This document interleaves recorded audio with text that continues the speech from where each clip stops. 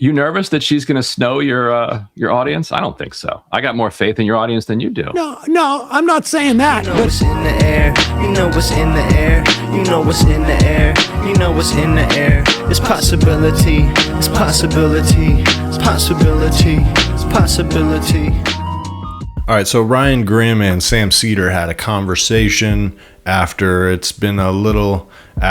was a little bit of a disagreement over this issue of Marjorie Taylor Greene versus AOC. I talked about this a couple times recently. AOC said Marjorie Taylor Greene is not the type of champion of Palestine we should be letting into the fold, etc. And so Ryan Grimm kind of defended Marjorie Taylor Greene from this criticism coming from Alexandria Ocasio-Cortez, voicing this idea that Marjorie did sacrifice herself in some sense for this and deserves some credit, which a lot of people are kind of going with that narrative, taking that bait, I would say. In truth, probably a little bit foolish for AOC to have said that particular thing, or maybe a bit unnecessary, given that she doesn't have the most credibility with some of the people on that flank in terms of advocating for the Palestine issue. But she's right. I mean, Marjorie Taylor Greene does not have a good record on this. AOC's record is better, obviously. And just because AOC isn't quite good enough doesn't mean we should accept much, much worse, which is Marjorie Taylor Greene. That's obviously a psyop of some kind to even consider that. So here is Sam Seder and Ryan Grimm kind of discussing this. It's a friendly debate. They're not mad at each other or anything, but Sam feels somewhat strongly about this, and I do think has the winning position in this debate, although Ryan makes some good points. So here's that. And she's talking about legislation. She's paired up with she's done this many times, maybe more than most in Congress, with Republicans to push legislation. She said, I wouldn't do this with Marjorie Taylor Greene. And you swooped in. So she didn't really sacrifice her political career. She took the only path that was available to her, which is, I'm going to leave. Maybe she'll come back someday. But she had nowhere else to go. No, there's another path. The path is continuing to be in the House. Lots of people have tried to get Trump's endorsement to run statewide for something, not gotten it, and they keep it moving. Like she didn't have to go after him. No, you don't have to quit. She could. Oh, she was pissed. She was spurned. She should have stayed in the House, and she would have earned more credibility if she'd have done that. And I think she loses credibility by leaving the House. I think that's true. She could have and should have stayed there. Like there's no question about that. You and I basically agree that it's marginally good that she's saying the things that she's saying. Yes. And the thing that I was responding to was AOC saying that MTG didn't have credibility on this issue. She doesn't. I mean, she doesn't, but who cares? She said it, so I responded to it. Right. You can not care. Apparently a lot of people care.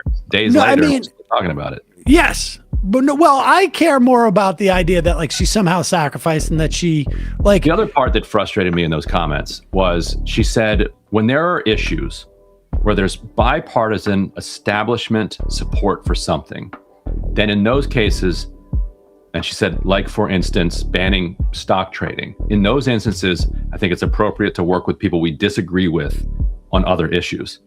So it's okay to do that for stock trading. What issue has stronger bipartisan establishment support than unapologetic support for Israel? So it's okay to do it for stock trading, but stopping a genocide?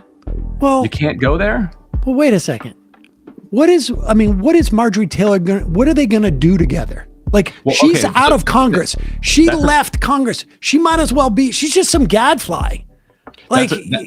Alex Jones, I'm sure has agreed with something at one point. Should AOC, a congressperson, join with Alex Jones? That's a fair point too. She brought up MTG.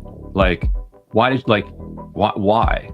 What's the point of bringing her up to sideline her? If there's nothing to work with her on. I think in that context. Yeah. She should not be paying attention to, a former congressperson.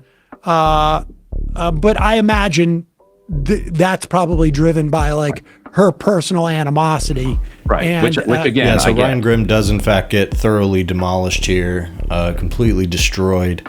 I do think that it's pretty obvious in certain moments of this debate that, you know, Sam is right in terms of the voting record and the fact that Marjorie Taylor Greene did not sacrifice her political career. She kind of took the easy way out because she could have actually championed these ideas from a congressional seat, but instead she quit rather than actually opposing Trump or the GOP, the establishment, in any meaningful way. So while there's some points to be made about, you know, is it worth it trying to engage with people to reach a certain audience, etc., having some, you know, good grace, or just allowing Marjorie Taylor Greene to exist, do what she's doing, cut against Trump. You know, all that's fair, but it is true that at the end of the day, Marjorie Taylor Greene effectively made herself useless instead of being a meaningful champion of these issues. And so that means that there's really no reason to cape for her, to defend her, or to uphold her as a champion of anything, because if you're doing that to an audience of more left-leaning people, then it's possible that you're just going to legitimize a bad figure. And then later in this conversation, they get into that conversation about the audience, like whether somebody who listens to the Majority Report is going to suddenly become convinced by Marjorie Taylor Greene's white nationalist argument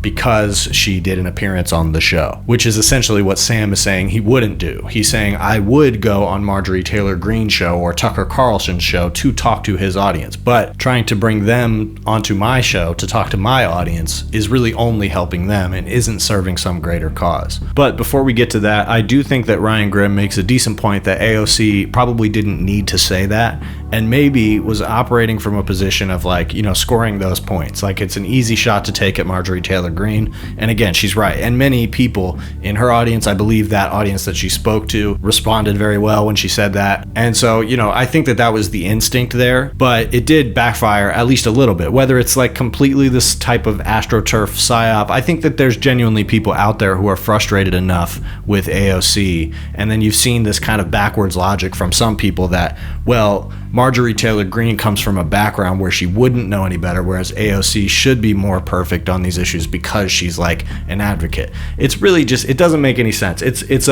What it is it's novel. It feels kind of more novel and more new to people to say, oh, maybe this is a new side of Marjorie Taylor Greene, or Marjorie Taylor Greene is some kind of new tool to us, new weapon to us that can be used in this cause. And in the case of somebody like Thomas Massie, you know, it does make sense to weaponize that person's position against his own party, against Trump himself. That has meaningfully shaped the position of politics overall. And Marjorie Taylor Greene was in a very similar position to Thomas Massie. So that's really her utility. And a lot of the people I think who are upholding her, uplifting her, are doing so from a perspective where they don't so much believe in the nuts and bolts and the processes of politics, which is where somebody from within the right wing of the Republican Party, which is where Marjorie Taylor was, she was far right. The utility of somebody like that being in power is that they can, you know, use those levers of government and voting and crucial party line votes against her own party, which is what Fetterman does. So she decided not to do that, and people I think are falling now for the way that she's pitching herself, because if you're going for this idea that she's a champion of Palestine and she's doing good work there, then really you're just building up her brand as being that, and allowing her to kind of skate by as like a smart political operator, rather than being like, hey, wait a second, you can't just pivot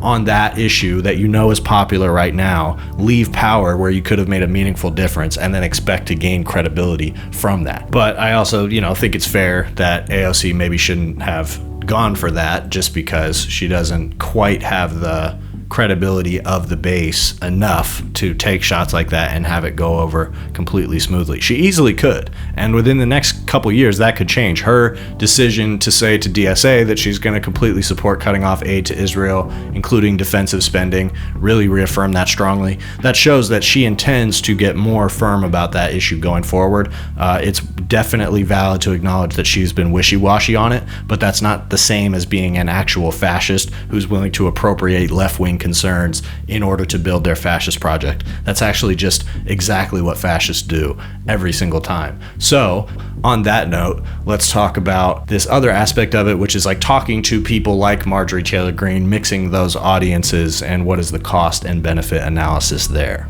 Who's helping who in this situation? Like, you know, Are we helping? Are we really expanding who is hearing an anti-genocide message when we welcome Marjorie Taylor Greene into our home to talk about it? Or are we basically whitewashing Marjorie Taylor Greene, who still has a bunch of other odious policy sets, and also someone who she gave up her material power? I think because of the way that different media environments are structured, that you're much more likely to persuade some people in her base of your position than you are going to accidentally get a bunch of Majority Report viewers to all of a sudden start hearing MTG's other ideas and be like, oh, well, that's interesting. I hadn't thought about the way weather can be controlled. Like, I don't think that. And yes, she did have a brief moment, at least in terms of her career as a congressperson, which she cut short, where she had a change of mind after every other avenue for her political ambition was shut down. But if she comes back into politics, I don't know that it works the way that you're talking about. I don't know that people are traveling with her. Her audience is traveling to the Majority Report when she's on the Majority Report, let's say. You nervous that she's going to snow your audience? I don't think so. I got more faith in your audience than you do. No, I'm not saying that, but I also don't think that what is she going to do for my audience? Is she going to provide them more nuance on the genocide? But the idea would be that then you would get access to her audience. How would I do that? Persuade them. I don't know, that there's podcasts in that network that you can go on. I'll hook you up with Tucker. Oh, I'll go on to her podcast. Yeah, that's what I mean. Yeah, but that's different. It's a two-way street in that sense. But in any event, I thought this was supposed to end at 1. I think I've thoroughly demolished. I was just going to say, I think we can agree. We can agree on the fact that I demolished you, all caps. On this. Well, you get to write the YouTube headline, so that's right. Just proves my point. I'm sure the folks at DropSite won't be snowed by that. I'm sure they will be. All right. Well, Ryan Grimm, appreciate you coming on, and always. I really destroyed you on this. I can't believe it. That's what the headline says. We know it because that's what the YouTube title says. So once again, Ryan Grimm fully demolished here, completely destroyed. Nothing left of him, really. But in all seriousness, I think there is a little bit more, room for disagreement on this, because if you're not talking specifically about like a congressperson who, has some expectation of using power, but rather you're talking about somebody who's speaking to an audience, somebody who's like a podcaster or something, it's likely that Marjorie Taylor Greene's going to do something like that. She keeps talking about politics, right? She's not ducking out of the game. So she seems to want to keep putting stuff out there. And so this conversation about, does it make sense to talk to somebody like that? And is it a risk that if you have a left-leaning audience, liberal audience, whatever, that if you talk to somebody like Marjorie Taylor Greene or Tucker Carlson, that it's going to pull people over and kind of implicate you in this, fascist project. And I think there's a real risk of that. People shouldn't consider that. And, this idea of the marketplace of ideas, and we're just going to, have the best debate, be the best debaters, and that is going to, win out at the end of the day, is ideal and sometimes works, but oftentimes it doesn't, because the truth is, especially in moments where the contradictions of society are particularly noticeable, fascism becomes very appealing to people. And so at that point, you start losing your ability to out-debate the fascists, because the way that fascists have of pointing at problems that the average person can see is something that anti-fascists and leftists have trouble dismantling sometimes. So allowing the type of co-opting that fascists do naturally of leftist language and leftist concerns, as I mentioned before, is something that, like, you know, an anti-fascist has a responsibility not to do. But at the same time, I think you can't cower away from debate either. And I'm a fan of exchanging ideas, but Ryan Grimm kind of conceded this point here, even though he concedes it less directly than he did the other points, by saying, well, that's the trade-off. That yes, you're assuming you're going to reach some of those people, and that's makes it worth it. And also he's saying that because the majority report listeners are smart, they're not going to, you know, suddenly change their mind and start listening to somebody like Marjorie Taylor Greene, which also brings up the question, what's the point of showing Marjorie Taylor Greene to Sam Seder's audience in the first place? However, if it's true that you're making the trade-off, right, you're acknowledging the fact that there's going to be some commingling of the audience. And on a show like Breaking Points, there absolutely is a commingling of the audience there, where you got some pretty far-right people and some somewhat far-left people that are in that audience. And you could argue that it creates kind of a hodgepodge of ideas even amongst those individuals. So is that a useful project? Maybe. It's useful to build consensus on anti-establishment ideas for sure. But if you're going to say that, like, you're making the trade-off that you are going to be reaching that person's audience, and that is part of it, and you just have to trust that your audience is smart enough not to fall for their gimmick, maybe that's true. But also, there has to be a criteria for who you would and wouldn't talk to, right? There's some people who are too far right that even if they're saying the right things, you wouldn't have them on Breaking Points necessarily, sometimes because you can see through the grift. So really, this is an age-old argument that people have had about Alex Jones or Pat Buchanan or what's the one guy, David Duke. If David Duke all of a sudden starts talking about free Palestine, you understand what the project is there. So while Marjorie Taylor Greene isn't exactly that, she's pretty damn close. And so letting her into the fold, allowing yourself to kind of implicitly build a co-project with that person, build an audience that is somewhat collaborative, even if it's just for a moment in time. This is somebody who has not renounced those white nationalist ideals and pursuits and doesn't really seem interested in doing that. That doesn't seem, you know, core to this like apology tour that she has done. Although she has apologized for more than a lot of right-wingers have when they pivoted, I will admit that. But the right-wing nationalist project is still in place. And if that isn't a criteria for somebody that you won't collaborate with, at least not uncritically, then where does that criteria start?